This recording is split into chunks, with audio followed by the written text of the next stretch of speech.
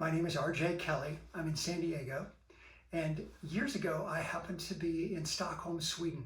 And it was told about the museum called the Vasa. It's this beautifully ornate warship. And I was fascinated then to find out what the story was behind it. And I think there are lessons for today, both in terms of our leadership in our businesses and leadership in our individual life.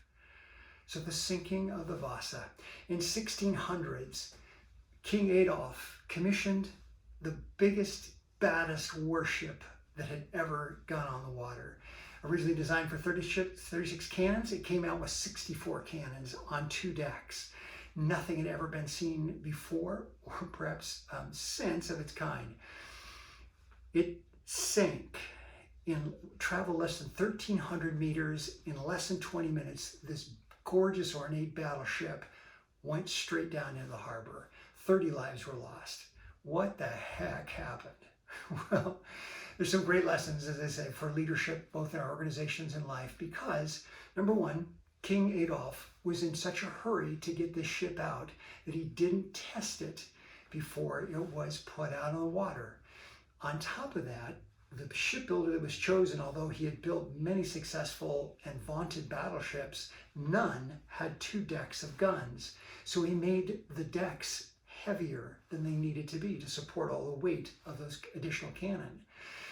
The other thing, though, is they found that different architects on the ship that were the builders had different measurements. For example, they found actual rulers when they exhumed the ship.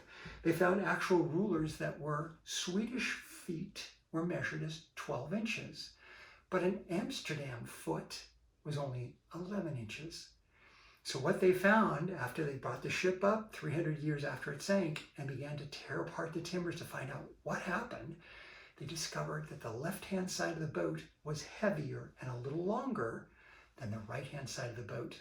The port side, so without ballasting the ship correctly, the port side of the ship was heavier and it tilted that direction.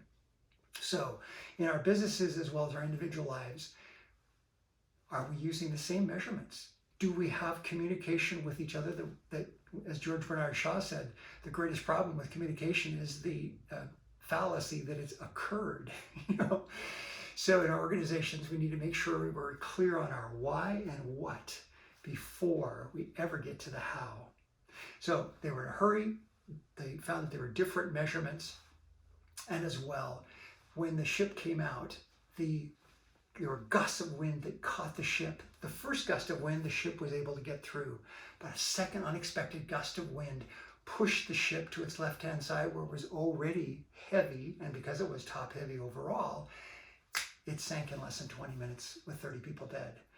So again, where's the balance in my life? Where's the balance in our organization's lives? Are we centered on things that will keep us centered when the storms of life do come?